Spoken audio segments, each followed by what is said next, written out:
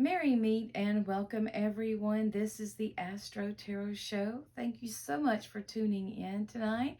We've got a lot to talk about, and I mentioned in the last show that March was going to be an amazing month, and that is no lie, because as we are entering into the middle to the mid part of March, going into the end of March, we are seeing more and more of this energy that is developing, that is building. We had the last episode we had from the 8th to the 15th. We were still feeling that that Virgo full moon, that culmination of the energy that has built up since then. So we also had right after that, maybe I think it was 49 minutes after that full moon, Saturn moved into the sign of Pisces, which is a big, big shift. I did a separate video on that, so you can find that and look that up. But now, when Saturn goes into Pisces, this is a different energy from when he was in Aquarius, when he was in Capricorn. You see, he was in power then. Even though Aquarius is like almost his opposite, he still had the upper hand there because that was his sign at one time before, of course, Neptune was discovered. And in Aquarius, it was about establishing that rule over people, establishing that thumb, so to speak. And when he goes into Pisces, this is different for him because he is all about structure. You know, he brings form to the formless, and he is dumped into the oceans of Pisces, literally. And it feels almost how the planets were moving. It did feel as if he was being pulled into Pisces by the sun. It's like the sun was pulling him. It's telling him, you need to come here for a minute. You need to come here. Your time there is over. So in Pisces, he's not as strong, but it doesn't mean that he's not useful in this sign. Whenever a planet goes into a sign where it's weakened, it doesn't mean it doesn't have a place there, and it does.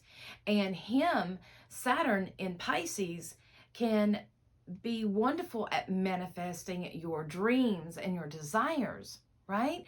Because Pisces is that culmination of everything. It's that primordial sea. That's what it reminds me of, like the primordial seas, and where all creation comes from, right? So when Saturn is there, he's wanting to make form of these. He's wanting to bring structure to these dreams. And, you know, the dreams that we're trying to go after. But he's also saying that we need to be realistic as well. Many people think we can just flip a switch and things will change, and that's not how things change. You know, we live in this world of instant gratification, but we fail to understand that there is a process with things, and life, not this illusionist of the internet, of all of this, that is part of an illusion. So not in that. I'm talking about the real, the physical, like a flower blooming, a tree growing, those kind of things. Life is an unfolding. We have different areas in our life that we work on, and this is no different when we're dealing with astrology. This is no different when we're making these changes. The energy shift can be felt, of course. It can be felt very, very strong. But as far as seeing, like the material development of what is going on can be, it can take some time. Through this is really going into our spiritual life. It can bring organization into spirituality. So it can really call to people to step into their spirituality. I'm not talking about a religion, because Saturn in Pisces can be about reforming religions and changing them to be more up to date. But we also have to be careful with that. There's a balance that we must keep. Saturn reminds us that we have to check in with reality. We have to be real. So Mars came in like a lamb with Venus and Chiron and Jupiter, that meetup. That was beautiful. But the saying is true, because when Mars comes in like a lion, comes in like a lamb, he's going to leave like a lion, and vice versa. I'm sure you've heard that. And it goes back to, I think the Farmer's Almanac did this about if the weather for the weather of March, if it starts out really nice, then it's going to end really harsh, or if it starts out harsh, it'll end nice. March is this month that is known for harsh weather in different areas. So we have to see that importance of March. I think March is a very important month, and it's these changes that are happening.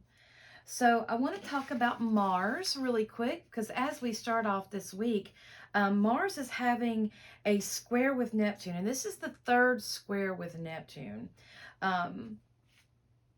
Now he is officially out of his shadow on the 15th, but he's still in the same range of the square with Neptune, and he's also going to be forming a square with the Sun, and then the Sun is going to have a conjunction with Neptune. So this is very interesting energy as we unfold this. Mars is moving into new territory. He's moving into a new sense. Maybe, he's trying to get his footing stabilized, because, as he was in retrograde, he did go back. I don't have the degrees in front of me, but okay. At 25 degrees of Gemini, that is when Mars started his retrograde back in October. So at 25 degrees of Gemini, he moved back to 8 degrees of Gemini.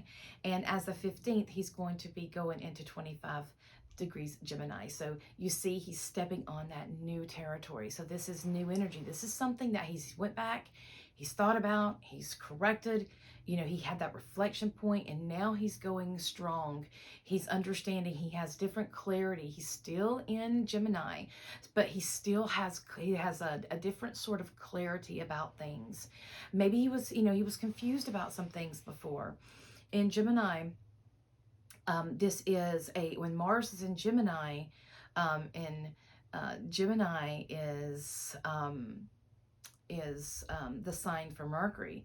This is all about messages and fast messages, and this is also it's about the media, social media, the news, those outlets that are just forcing information.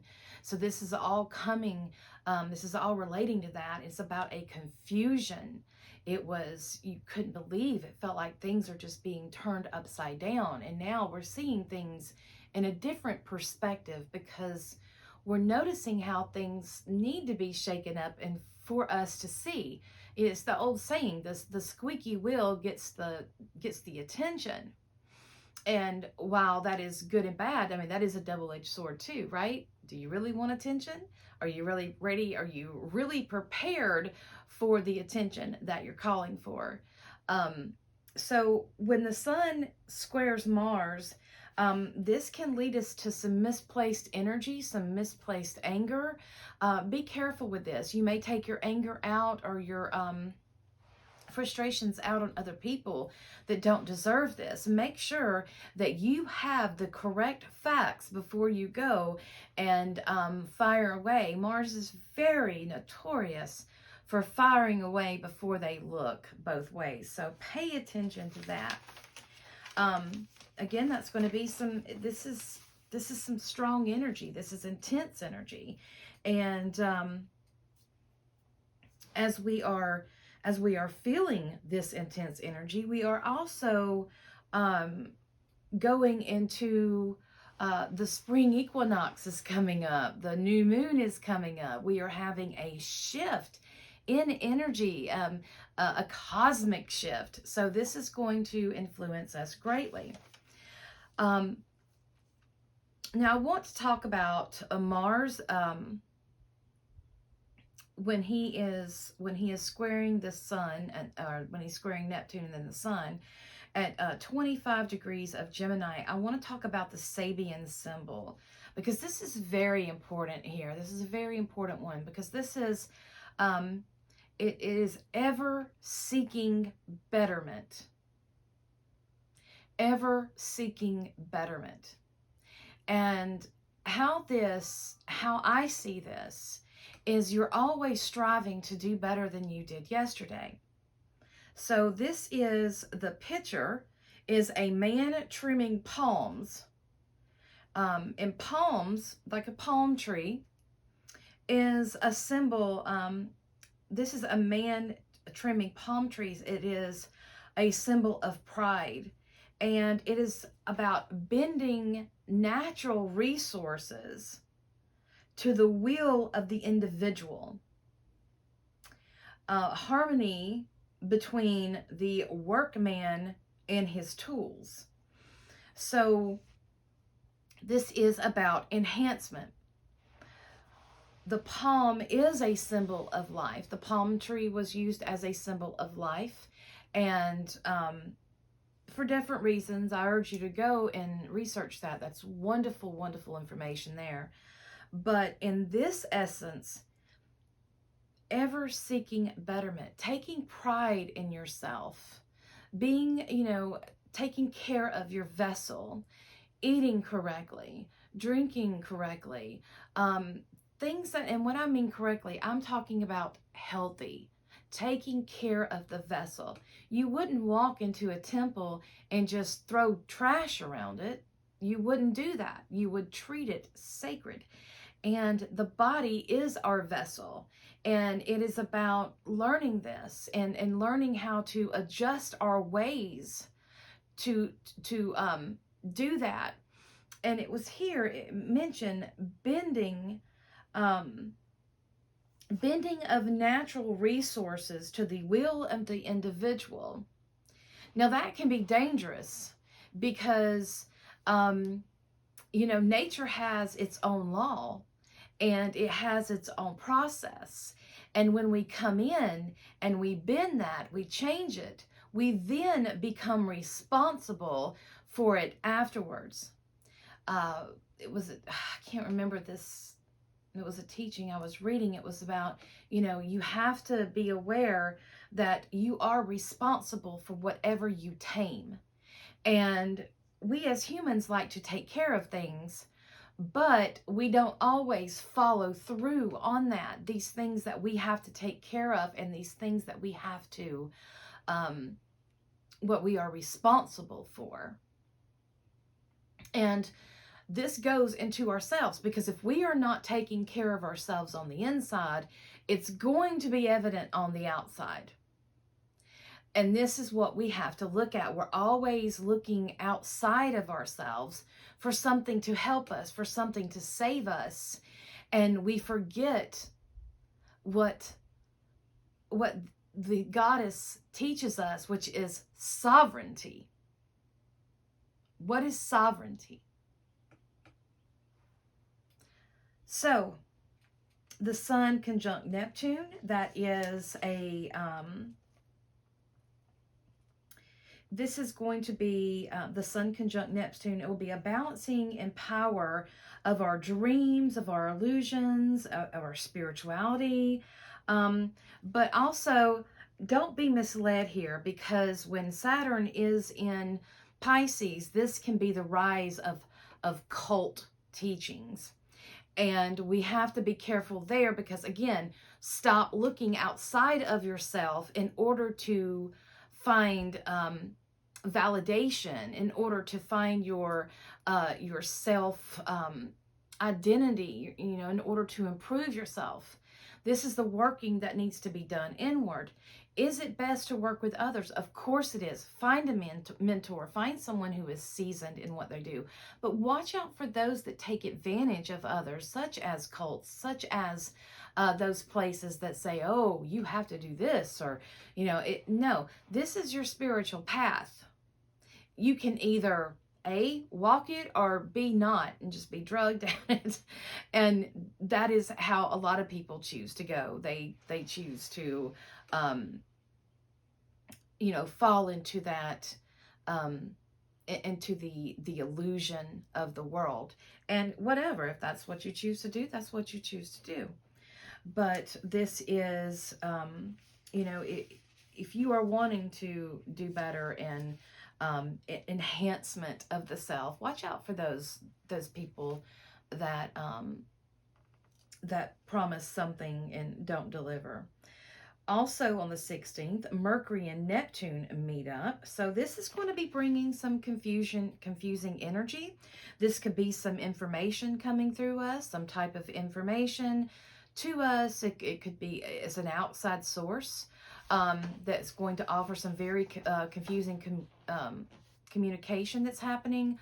Watch out for that.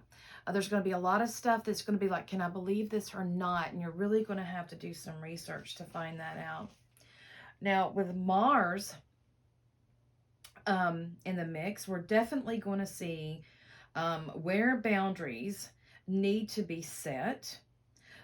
This can also be very, very potent energy. So do not allow people to anger you. Use discernment. There are some things that we need to be angry about. There are some things that we can just let people hang themselves, so to speak. Let someone's undoing be of their own, and use your energy wisely. Remember, we're about bettering, right? We are about growing. We are about working with these different energies with Chiron and Aries. We are about working with our polarization, that polarized energy within us, to allow us to do better. Also, this is going to be with the Capricorn moon, is going to be square the planets in Aries. So it will be trine Neptune. So yeah, that's going to offer some strong turning. That's going to offer some strong energy. This is like a turning point. It's like you're coming to a turning point in your life. So this is very, again, like I said, March is an amazing month with a lot of shifts and changes, and this is one of them. I feel that Mars and April are both going to be gate openers.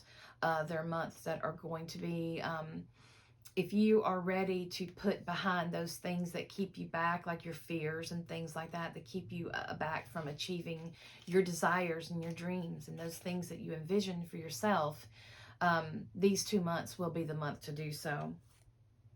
On the 17th, Mercury conjunct the Sun, and due to the Neptune influence, is going to bring more confusion. Now, when in this placement with Mercury conjunct the Sun here, he's on the other side of the Sun, meaning that he's on the far side. We can't really see him. So this is saying that there is some hidden communication that's happening. And it is, it's hidden communication that has been going on, but it's going to come out. There's going to be it's going to come about, and it's going to open our minds. Okay. This could be a multitude of things. As we see in our world right now, this could mean many things. So there's something that's going on behind the scenes that has been going on that's going to come to light, that's going to change our mind about many things. So we need to keep on a lookout for that. On the 16th, Venus is moving out of Aries, and by the 17th, she will...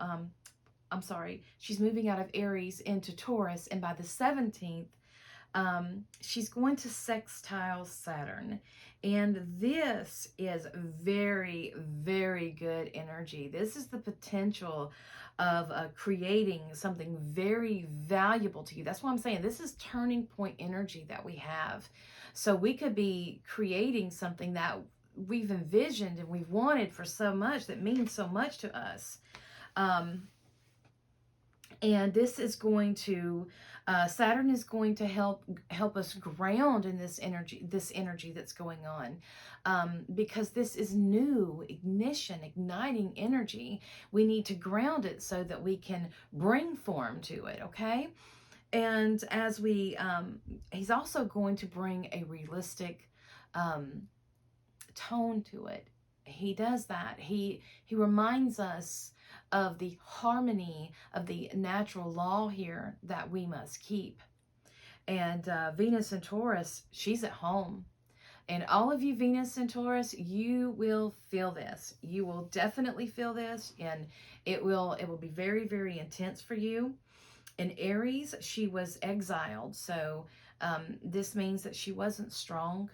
She wasn't really strong here in this sign, but she made it through. And now in Taurus, she's full of power. So she is ready to, in Aries, she was kind of, she met up with Eris and Vesta. So she's working with what is valuable to her, her house and her home, her family, those places where she felt out of bounds, where she felt like she wasn't welcome, that she was shunned, those places. She's understanding these. And as she goes into Taurus, she is going to be very strong, and she is going to focus on bringing about our dreams into the physical. And here in Taurus, she is bound and determined to finish what she has started. She started something. She got a little sidetracked. She got a little off. And she came through Aries. She came back to Aries to be reminded. And now in Taurus, she's going to finish what she started. So she tells us that that it's time to be connected to the body, and to what feels good and what doesn't feel good. And this is not talking about, I don't want us to get lost in the Jupiter energy of pleasure and loss, although we can do this. Venus in Taurus, you have to be careful with spending too much money and doing those extravagant things that, living in the lap of luxury. Let's go deeper, because that's the illusion. That's the illusion. Going deeper means going and having body work done, making sure you're planning your meals around healthy food. And again, I'm going to keep saying this because it is so pronounced in the astrology. Our immune system, our health of our body, taking care of the body, paying attention to our body. Stop looking outside of ourselves for answers when we know what is true within ourselves.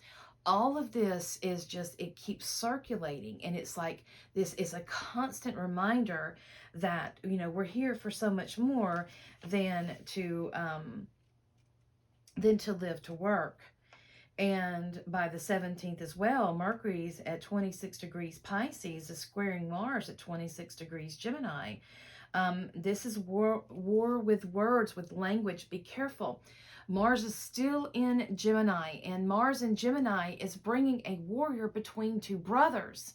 And this is what is bothering me, especially with the people who know astrology and that understand this and how they act on the outside. The war is being brought to the siblings to disrupt them, to separate them. And that's something they have to overcome and understand, that it's an outside influence that is separating them, and it's not the truth. So when we have Mercury in this mix, this is going to go into words. This is going to be careful with what you say. This could be lawsuits coming about. This could be different kind of things.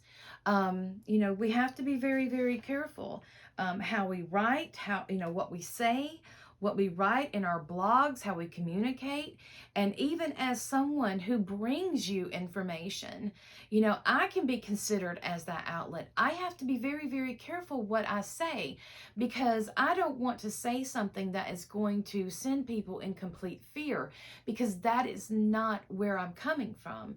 I don't want to say something that's going to lead someone off in la la land to where they think everything is going to be unicorns and butterflies and rainbows.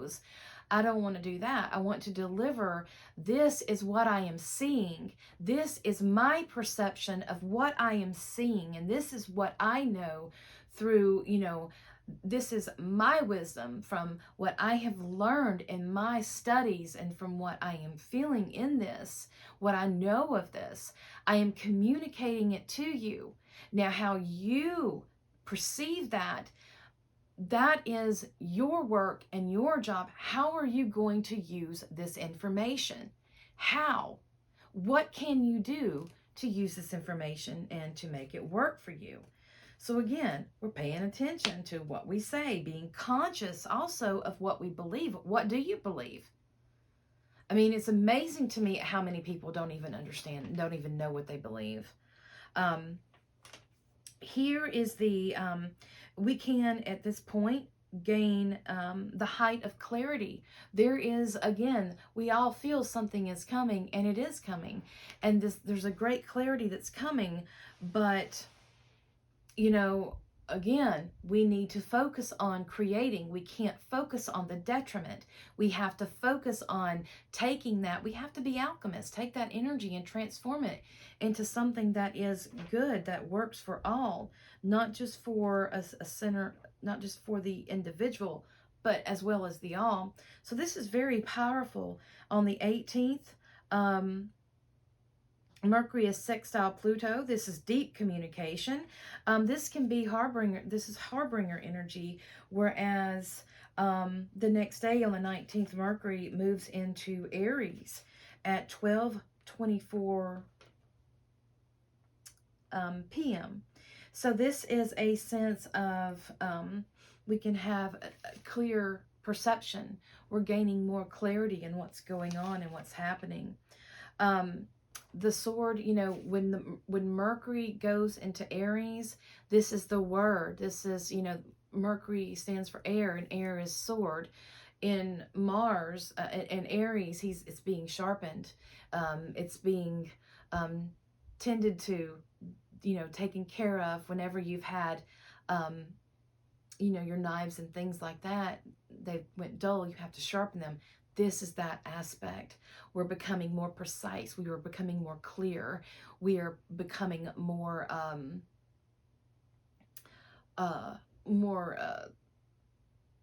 understand, or I should say, more direct into what we feel, believe, and think and say.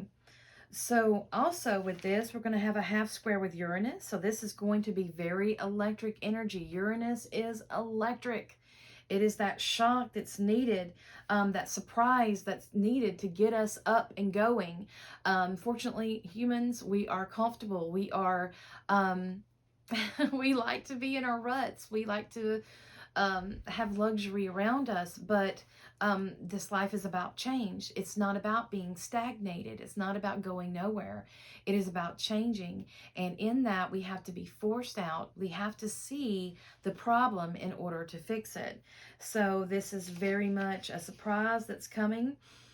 Something that's going to be coming into our awareness that we are going to have to deal with and take care of. Again, neither good nor bad. Remember, energy is energy. It's not good nor bad. It is what it is. Also on the 19th, Venus is going to catch up to the North Node. So this is really going to, this is the goddess of love catching up with our soul's purpose. So this is really about, this can play into karma and into like past lives, but it's also going into, you know, going forward in our life with the aspects of Venus, of our true values, of love and compassion, understanding, having values, having morals, that sort of thing. and not just living, you know, off the whim. She's wanting, um, she's looking at where she's going in her life, and looking at the life purpose, looking at her life purpose, and what is that? Well, what is it that you value? What is it that you love? What is it that you cherish? Your relationships, those sort of things. On the 21st, the sun will sextile Pluto, and Pluto is going to be at 29 degrees and 55 minutes of Capricorn. So he's very powerful. And then we're going to have the equinox at 5:24. So this is not even an hour difference. This is the sun will sextile Pluto at 4:12 p.m. and then we'll have the equinox on the 20th at 5:24. So this is within 24 hours of each other. This is going to be just right at that time, and then within 24 hours we're going to have a new moon. And what I mean is the new moon's going to be on the next day, the 21st, but it's within that 24-hour period is what I'm looking at. So guys, this is amazing. This is you know, on the 23rd, Pluto is then going to move into Aries. And you talk about phenomenal change. Guys, this is phenomenal change. We have the sun sextile Pluto, which is ready for us to, we're ready to kind of let go of that older, of when, you know, Capricorn is that top-down structure. So this is about a release of the old top down, and the equinox is bringing us new birth, is renewal of life once again. Then we have the Aries New Moon, which is another ignition, which is another newness. And then we have Pluto going into Aries. Wow. So Aries is, well, many consider Aries the beginning of the celestial new year. Pluto going into a sign, he has like a 248 year, I believe 248 year cycle. So this is very important. And like I stated in the last show, when a sign, when a planet that spends a lot of time in a certain sign and then moves, this is pivotal shifting energy. So yeah, at this, and I feel, you know, this is very much a celestial new year. This is very much a new year and a new energy indeed. And this is what this celestial year is going to bring. It is bringing a new energy. This is a new ball game. We are on the new field. So the new moon is going to be at 0 degrees and 49 minutes of Aries. So we're going to have a double dose of Aries energy, sun and moon. It's going to be very nice. And then Mercury is going to join up. And remember, we have Jupiter and Chiron still in Aries. So again, new beginnings, new beginnings. And as Pluto is moving out of, as Pluto, I'm sorry, I want to back that up. I mispronounced that. Pluto is not moving into Aries. Pluto is moving into Aquarius.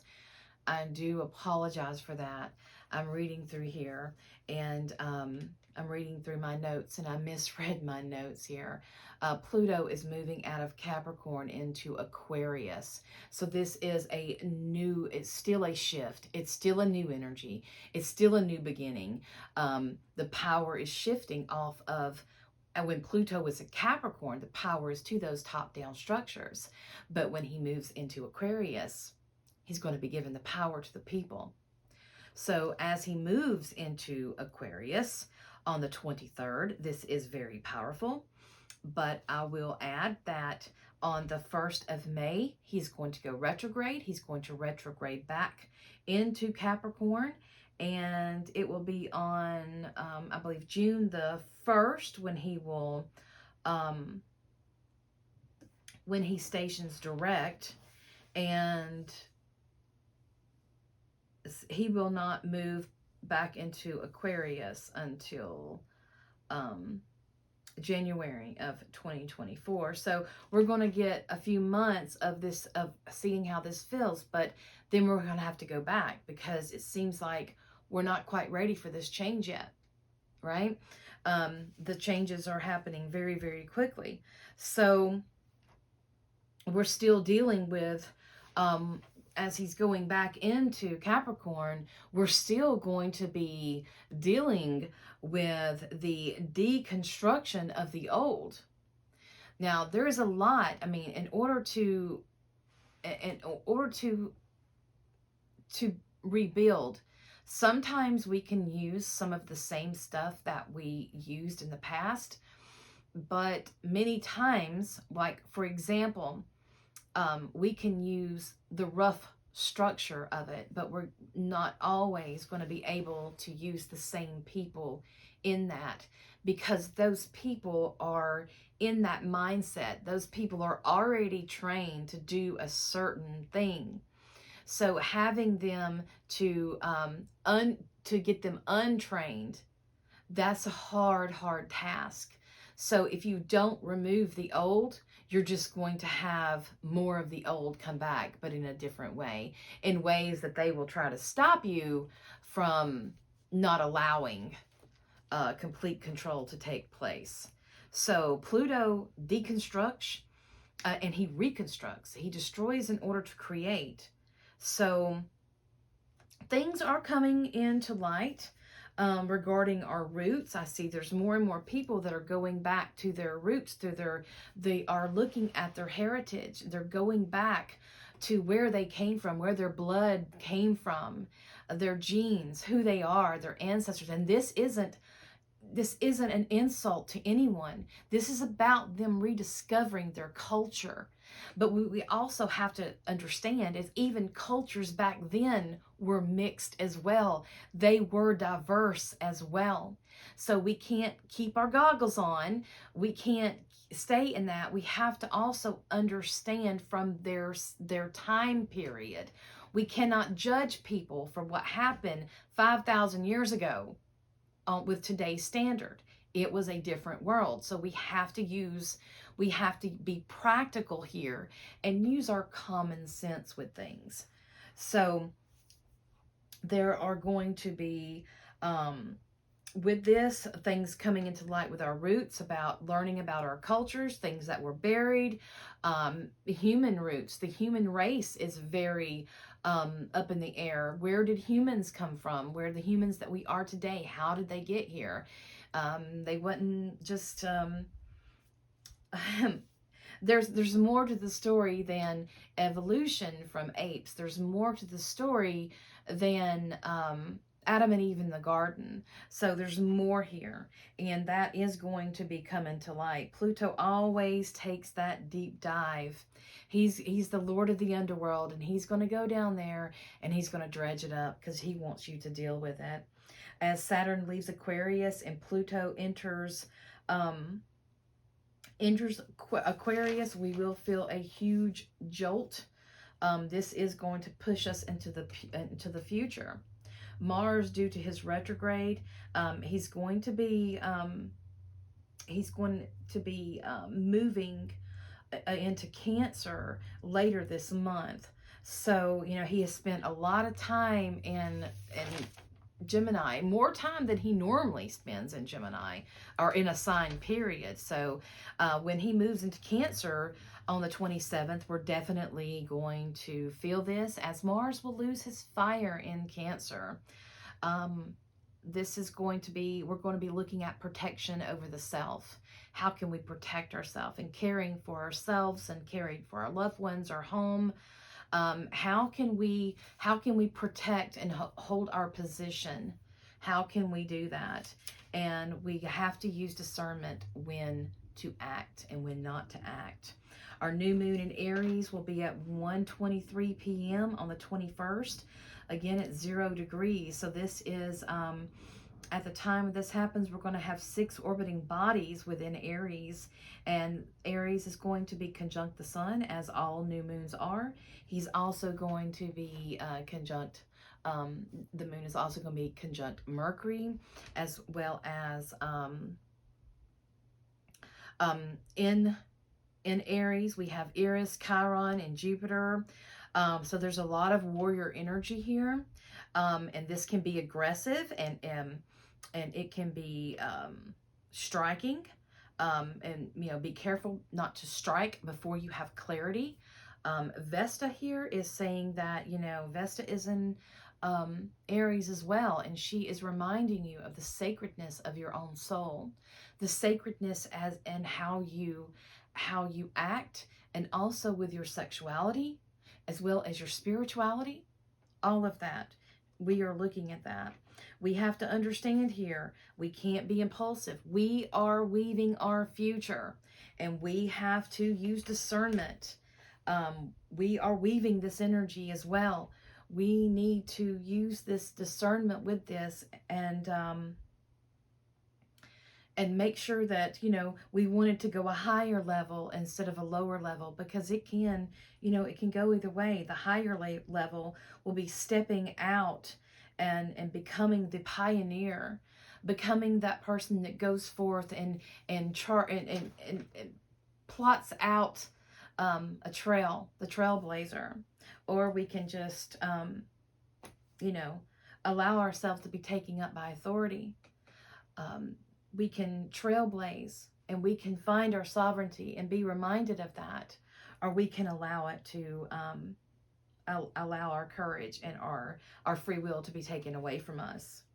So there's a lot of information coming at us, and Mars and Gemini, you know, we may still feel some confusing energy, and that sort of thing.